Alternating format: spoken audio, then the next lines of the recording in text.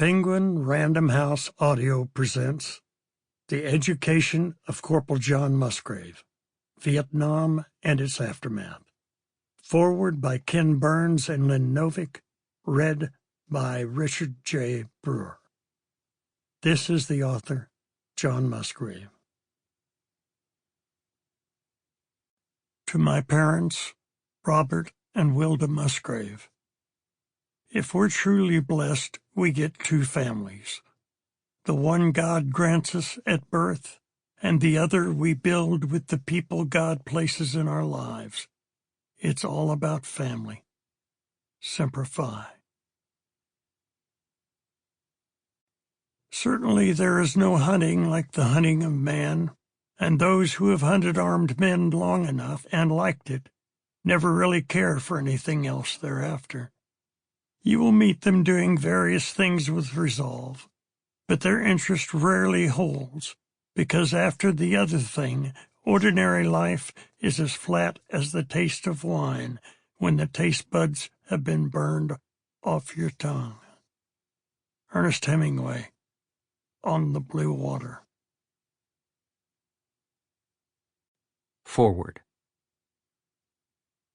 For more than a decade, we tried to make sense of one of the most consequential, divisive, and unsettled events in American history.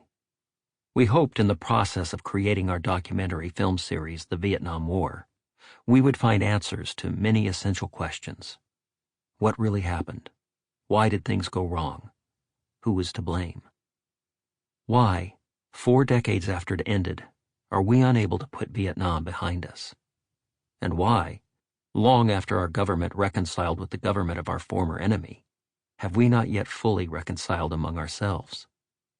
While making our film, we got to know more than 100 men and women who bravely shared their stories with us. Americans and Vietnamese, combatants and civilians. Seeing the war through their eyes, we came to understand that our initial questions led only to deeper, sometimes unanswerable questions. Were the sacrifices in blood and bone too high? What meaning can be found in the trauma and suffering of the war? Who was right? Who was wrong? And ultimately, what does it mean to be a patriot and a hero? Of all the human beings who bore witness for our cameras and helped us see and hear and appreciate the nuances and complexities of the war, none touched us more deeply than John Musgrave. From Lynn's first phone call with John in 2010, we realized we were in the presence of one of the most honest, brave, thoughtful, decent, selfless, and compassionate human beings we have ever had the good fortune to know.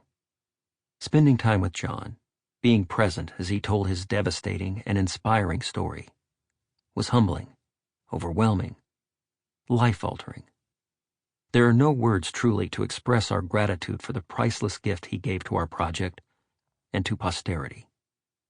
As he recounted his epic journey from innocent young man to hardened Marine, grievously wounded warrior, impassioned anti-war protester, and finally, aging veteran, we were spellbound.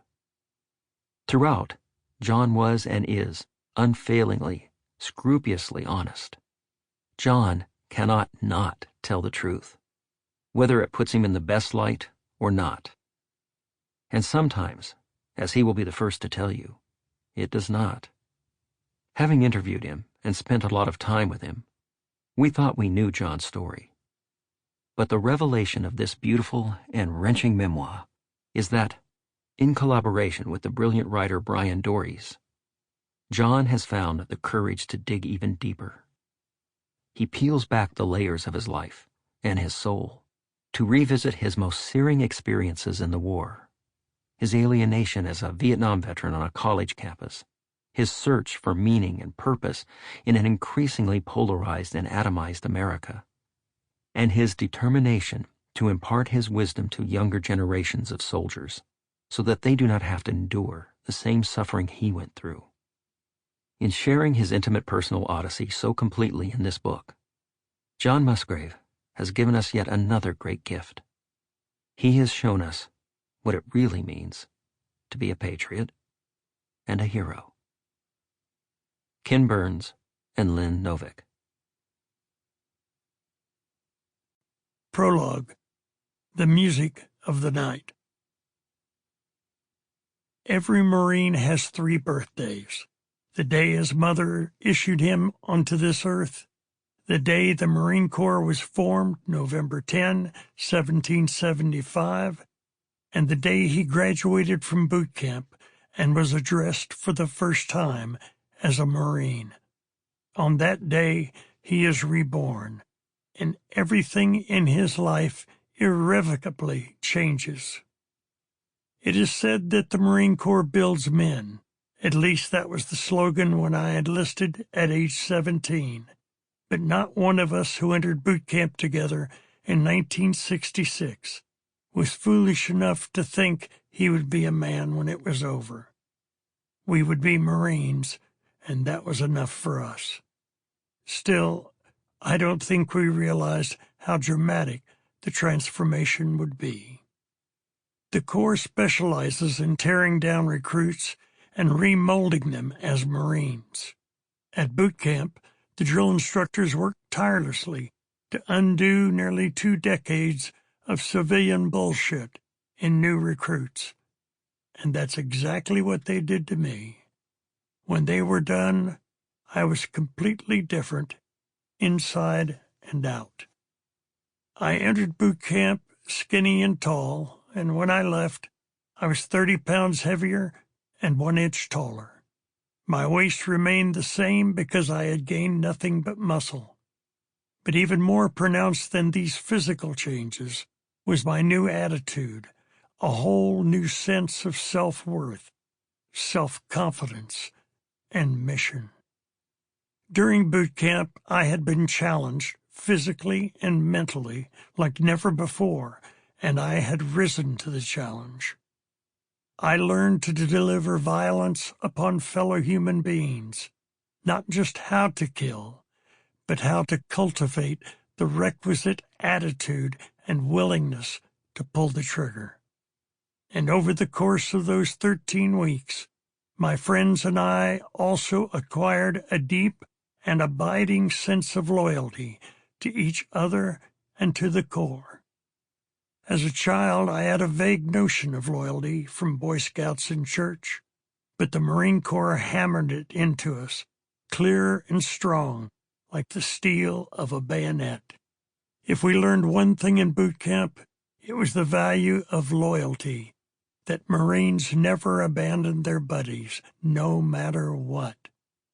I and thousands of other Marines wouldn't be here today if it weren't for that lesson, or for the system that created the young men who were willing to die to help a buddy. When we graduated, I remember feeling that I had 190 years of tradition behind me, supporting me and pushing me forward. I would never quit. I would never surrender. For if I did, I would be failing not just the Corps, but my fellow Marines, who are more important to me than anyone I had ever known. And that's why I do everything I do today, to help other veterans and those who are suffering. That is why I am writing this book, with the hope that it might someday help someone who is lost or lonely find his way home. It has taken me 50 years to finally feel as if I've come back from the war, and I know I'm not alone in my sense of isolation.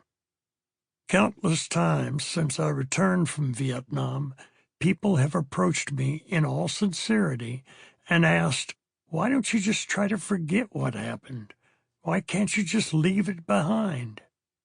Each time this happens, I am stunned by the audacity of the question. If you have to ask me why, then I'm not sure I can explain it to you. But they don't know what they're asking.